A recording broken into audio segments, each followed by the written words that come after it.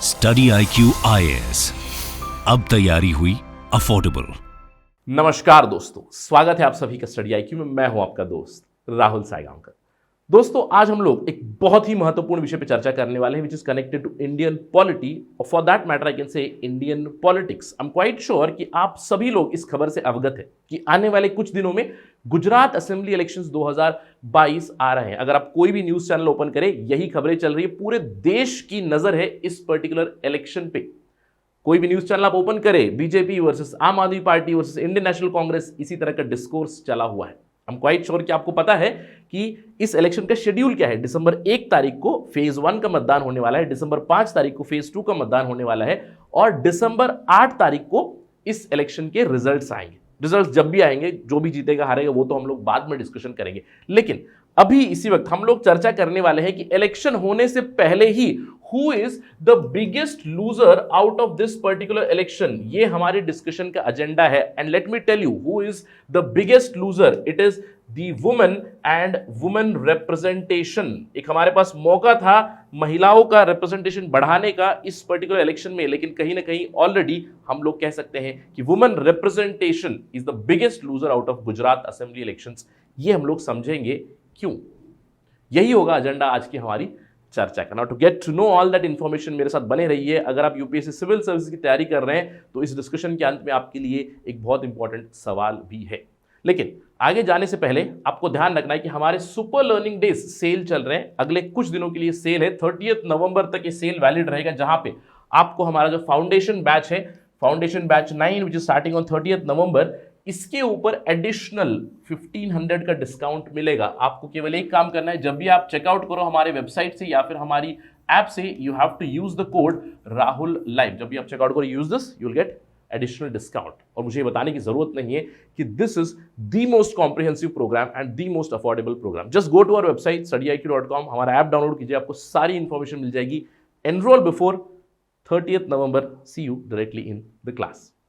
चलिए आगे बढ़ते हैं। और जैसे कि मैं डिस्कस कर रहा था कि सबसे बिगेस्ट लूजर इलेक्शन होने से पहले ही कौन है, ये है वुमेन रिप्रेजेंटेशन। अब ये क्यों है, लेट्स ट्राई टू अंडरस्टैंड। सबसे पहले importance of women voters in India अगर हम लोग देखें, अगर हम लोग स्टडी करें, ऑल्दो मैं आपको ये गुजरात असेंबली इलेक्शन के बारे में नहीं बता रहा हूं, इन जनरल लोकसभा इलेक्शन का टर्नआउट आपको बता रहा हूं।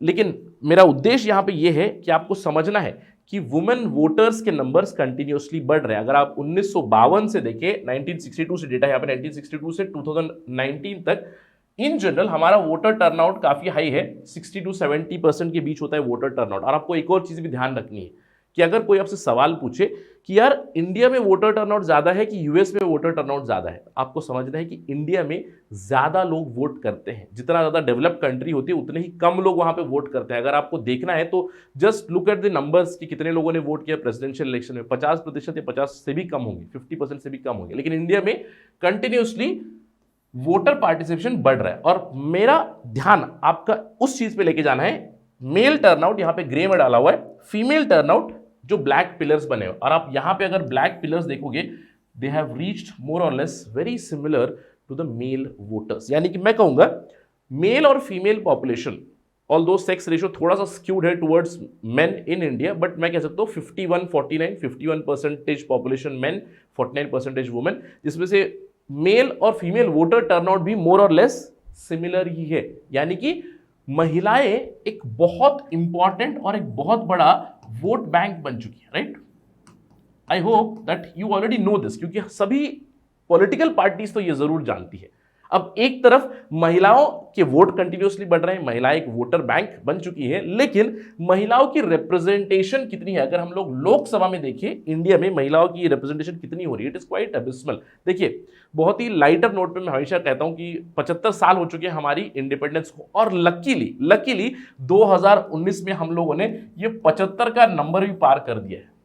75 ईयर्स से पहले more than 75 females in Lok Sabha, but again very very low. अगर आप देखें 2014 की लोकसभा में it was somewhere around 59 number था। 2019 में रिकॉर्ड महिलाएं जा चुकी हैं, 78 MPs are there in Lok Sabha, but still 78 MP out of what number? Out of 545. Still very very low, यानी कि 15% से भी कम है महिलाओं का रिप्रेजेंटेशन लोकसभा में। अब ये तो लोकसभा के नंबर्स हो गए। अब आप पूछोगे सर असेंबली के क्या नंबर है, अलग अलग स्टेट्स के क्या नंबर है। देखिए ये है डेटा, ऑल्दो मैं कहूंगा ये थोड़ा सा पुराना डेटा है, 2016 का डेटा है, but nothing has changed more or less, ज्यादा कुछ चीजें बदली नहीं है। 4800 से भी ज्यादा एमपीस एमएलएस को जब असेस करके देखे तो हमारे देश में केवल 9% एमपीस एमएलएस थे in Lok Sabha, Rajya Sabha and in the state assemblies. अगर आप देखिए नंबर्स अलग अलग राज्यों के, कुछ ही राज्य आपको मिलेंगे जहां पे डबल डिजिट में आपको मिलेंगी रिप्रेजेंटेशन, लेकिन in general just look at the numbers, Lok Sabha Rajya Sabha, right. अगर गुजरात की बात करें, ये देखिए गुजरात 10 नंबर पे, गुजरात में 182 सीटें, 166 मेल मेंबर्स, राइट, 16 आपको फीमेल। अब ये तो नंबर था 2017 से पहले, ये मैं कहूंगा 2014 की इलेक्शन का नंबर है। 2017 में ये नंबर घट के 13 आ गया था, यानी कि only 13 MLAs in Gujarat out of 182 in 2017, यानी कि पिछले असेंबली की मैं बात कर रहा हूं, राइट। और इस साल शायद यही नंबर रहेगा, इससे भी कम भी हो सकता है, राइट। ये क्यों हम लोग बात करने वाले अभी। Are things going to change. देखिए बहुत सारे एक्सपर्ट्स ने बहुत सारी चीजें भी बता दी है, they have spoken about so many things. उन्होंने बहुत सारी चीजें बता दी।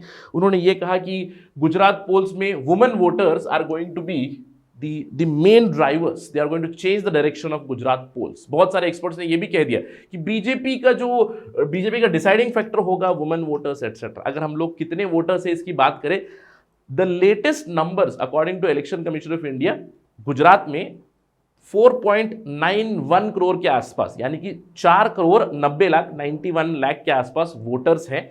11 लाख इस बार नए वोटर्स हैं। लेकिन अगर हम लोग इस 4 करोड़ 90 लाख को थोड़ा सा डाइसेक्ट करके देखें तो 2.53 करोड़ आपको मेल वोटर्स मिलेंगे और 2.37 करोड़ आपको फीमेल वोटर्स मिलेंगे। तो मोर और लेस मैं कहूंगा 51 49 अगेन सेम थिंग, यानी कि 49% वोटर्स हैं जो महिलाएं हैं। तो इससे हम लोग अनुमान ये लगा सकते हैं कि सर मतलब महिलाओं को बहुत सारे पार्टी से टिकट भी दिया होगा, कि बहुत सारी महिलाएं कंटेस्ट भी कर रही हैं, क्योंकि 49% पॉपुलेशन अगर वोट कर रही है तो उसका आधा भी अगर हम लोग पकड़ ले अंदाजन नंबर पे 20-22-25% महिलाएं तो कंटेस्ट कर रही होंगी। The answer is no. That's why I told कि women representation is the biggest loser out of this election already, election होने से पहले। क्यों? क्योंकि केवल 8% टोटल कंटेस्टेंट में से 8% कंटेस्टेंट आर वुमेन, और किसी भी पार्टी का रिकॉर्ड कुछ अच्छा नहीं है। कोई एक पार्टी ऐसे मैं कहूंगा दूध की धुली नहीं है हिंदी वाला टर्म इस्तेमाल करते हो। Let's look at the numbers, right. अगर हम लोग देखें अभी इस बार के इलेक्शन में, जो अभी कुछ ही दिनों में होने वाले, मैं कहूंगा 3-4 दिनों में होने वाला है गुजरात में इलेक्शंस, वहां पे टोटल कैंडिडेट से नॉमिनेशंस जा चुके हैं 1621, सभी के मिलाकर, मेल फीमेल सभी के मिलाकर। अब 1621 people are contesting for 182 seats. अब इसमें से कितनी महिलाएं हैं? 139। केवल 139 महिलाओं को टिकट दिए गए हैं अलग अलग पॉलिटिकल पार्टी से या फिर इंडिपेंडेंट और जो भी हो। 139 महिलाओं के नॉमिनेशंस जा चुके हैं। अब ये नंबर अगर हम लोग पिछले इलेक्शन से कंपेयर करें, 2017 में 1828 कैंडिडेट्स थे, नॉमिनेशंस फाइल किए गए थे फॉर 182 सीट्स, जिसमें से 126 ही महिलाएं थी। और इसमें से मैंने आपको बताया 13 महिलाएं अल्टीमेटली जीत चुकी थी, 13 महिलाएं एमएलए बनी थी 2017 में। अब इस साल के नॉमिनेशंस को अगर हम लोग डाइसेक्ट करके देखें अलग अलग पार्टी वाइज, तो ये है पार्टीज का परफॉर्मेंस, यानी कि इलेक्शन से पहले ही कितने लोगों को उन्होंने टिकट दिया है। बीजेपी ने 18 महिलाओं को टिकट दिया है इस बार। 18 मतलब मैं कहूंगा 182 मतलब लिटिल लेस देन 10%, अप्रोक्सीमेटली 10% पकड़। इसमें से एक मुझे पता है, एक महिला मुझे पता है क्योंकि न्यूज़ में मैंने ये ज़रूर पढ़ा हुआ था। रविंद्र जडेजा की जो वाइफ है Rivaba Jadeja, she is contesting from Jamnagar if I am not wrong. 1 ticket has gone from BJP to her, बाकी 17 महिलाओं को और टिकट मिला है। इसके अलावा कांग्रेस ने 14 टिकट दिए हैं, आम आदमी पार्टी ने 6 टिकट दिए हैं, और आम आदमी पार्टी ऑल 182 सीट्स पे कंटेस्ट कर रहे हैं। बहुजन समाजवादी पार्टी का मैं कहूँगा 13 टिकट गए हैं यहाँ पे, ऑल्दो वो लोग केवल 110 के आसपास सीटों पे कंटेस्ट कर रहे हैं, राइट। तो केवल इतने टिकट बांटे गए हैं from these big parties, so called national parties, nationally recognised parties, state recognised parties ने इतने टिकट दिए। पिछले साल या फिर पिछले इलेक्शन के कंपैरिजन में, पिछले इलेक्शन में 12 बीजेपी ने दिए थे, इस बार 6 ज्यादा है। पिछले इलेक्शन में कांग्रेस ने 10 दिए थे और इस बार 14 दिया, थोड़ा सा नंबर बड़ा है लेकिन स्टिल एबिसमली लो। इसलिए मैं कह रहा था 49% वोटर्स है और यहां पे आप नंबर देखें तो 10% भी टिकट नहीं बटे हैं महिलाओं को। और सभी कह तो रहे हैं कि women voters are going to be the change here, isn't it ironical, so sad. अब आप सोच रहे होंगे सर ये क्यों होता है ऐसे कि कोई भी जो पॉलिटिकल पार्टी है वो टिकट क्यों नहीं देते, why they do not feel और why are they reluctant to field women candidates. अब इसका सबसे बड़ा जवाब तो यही है, पेट्रियार्की और मेल डोमिनेंस। पेट्रियार्की और मेल डोमिनेंस के चलते एक ऐसा साइकी बन चुका है कि women in politics they may not succeed, या फिर वुमेन कैंडिडेट्स को काफ़ी वीक कंसिडर किया जाता है। अगर हम लोग टिकट दे देंगे तो रिस्की बैट है, शायद वो हार जाएंगे, इसीलिए टिकट दिया जाता है on the basis of winnability. अगर कोई मेल कैंडिडेट है, पैसा है, क्रिमिनल केसेस बने हुए हैं, मनी पावर मसल पावर इस्तेमाल करके अगर इलेक्शन जीत सकते हैं तो टिकट उन्हें मिल जाता है, लेकिन महिलाओं को टिकट नहीं मिलता है। अब टिकट मिलता भी कहां पे, टिकट मिलता है mostly on unwinnable constituencies, just to show the number. अब अगर इस नंबर को थोड़ा डाइसेक्ट करके देखें, 139 वुमेन कैंडिडेट्स को टिकट दिए गए और मैं कहूंगा विनेबिलिटी अगर माने इस बार एक 3 कॉर्नर कॉन्टेस्ट का अगर हम लोग देखें, बीजेपी, कांग्रेस और आम आदमी पार्टी तीनों के नंबर अगर मिला दे कितने हो, 20-38, मतलब 139 में से 38 ऐसे कैंडिडेट होंगे मैं कहूंगा जिनकी विनेबिलिटी ज्यादा होगी, क्योंकि majorly from these 3 political parties. तो बाकी की जो 100 टिकट जा चुके हैं they are mostly given from unviable constituencies, just ऐसे ही नाम के लिए, सिंबॉलिकली कि हम लोगों ने महिलाओं को टिकट दिया हुआ है इस चीज के लिए।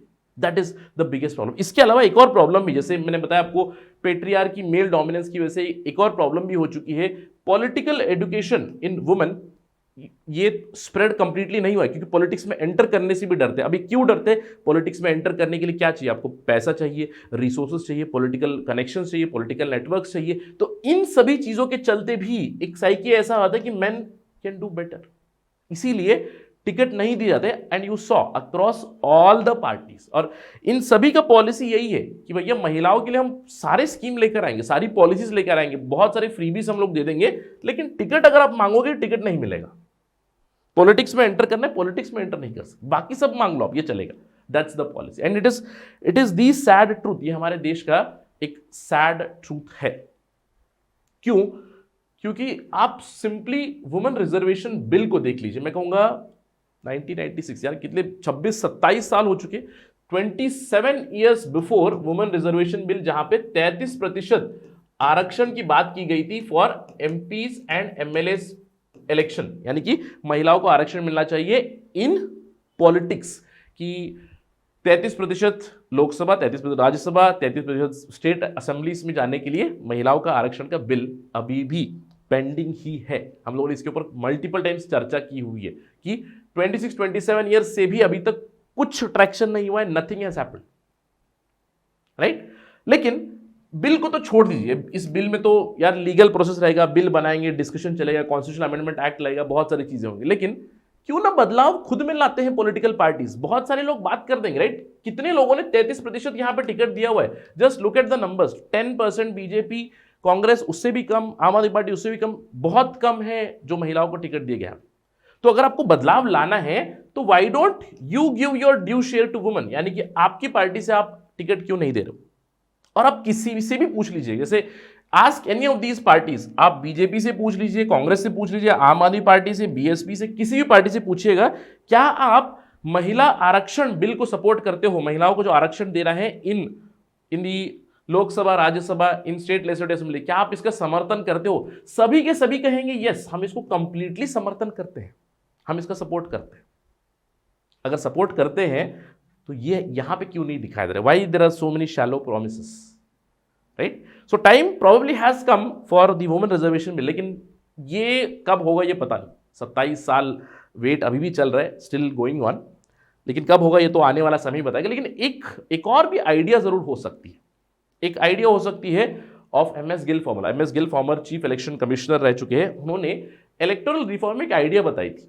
उन्होंने कहा था कि अगर आपको इलेक्शन कमीशन ऑफ इंडिया से रिकॉग्निशन चाहिए तो एक रिक्विजिट नंबर का रिप्रेजेंटेशन आपको देना पड़ेगा महिलाओं को इन इलेक्शन, यानी कि आपकी पार्टी का टिकट डिस्ट्रीब्यूशन, आपकी पार्टी के ऑफिस बेरर्स महिलाएं होनी चाहिए। तो इस तरह की चीज अगर आपको रिकग्निशन चाहिए, से नेशनल पार्टी बनना है, स्टेट पार्टी बनना है, तो ये रिक्वायरमेंट होनी चाहिए। और इन्होंने ये रिक्वायरमेंट भी कहा कंसेंसस से बिल्ड कीजिएगा, आप डिसाइड कीजिएगा नंबर क्या हो, 20%, 25%, 30%, what ever the number, right. Has the time come for this? क्योंकि देखिए इसमें तो अभी कंसेंसस लाना बहुत सारी चीजें होंगी, इसमें तो आपको सिंपल आरपीए में एक बदलाव लाना है, राइट। आरपीए में अमेंडमेंट करना है, छोटा सा अमेंडमेंट करना है, आरपीए अमेंड करके इलेक्शन कमीशन ऑफ इंडिया को पावर देनी है आपको कि जिस पार्टी को आप नेशनल पार्टी घोषित कर रहे हो, जिस पार्टी को आपको स्टेट पार्टी घोषित कर रहे हो, उसके अंदर एक और क्राइटेरिया ऐड कर दो, बस क्राइटेरिया होगा ये। तो क्या ये कर सकते हैं? Just an idea.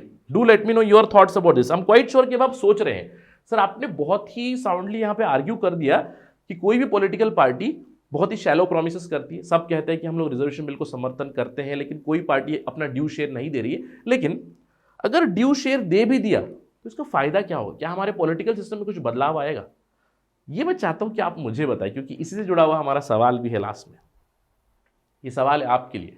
It has been 75 years to India's independence, but still women's representation in our politics has been woefully short, not even 10%। मैं कहूंगा डबल डिजिट में भी हम लोग नहीं पहुंचे हैं, कुछ राज्यों में पहुंचे जरूर, लेकिन for India to become a truly representative democracy, adequate representation of women in politics is a must। और इसलिए कमेंट डाला गया, ओपन एंडेड डिस्कशन आपको करना है, डू कमेंट ऑन दिस, और यहां पे बताइएगा कि क्यों एडिक्वेट रिप्रेजेंटेशन जरूरी हो जाता है। Also you have to add that dimension also, क्यों इतना जरूरी है कि अगर महिलाएं पॉलिटिक्स में आ गई, महिलाएं लोकसभा में आ गई, महिला स्टेट लेजिस्लेशन यानी कि विधान सभा में आ गई, तो क्या बदलाव आ सकता है?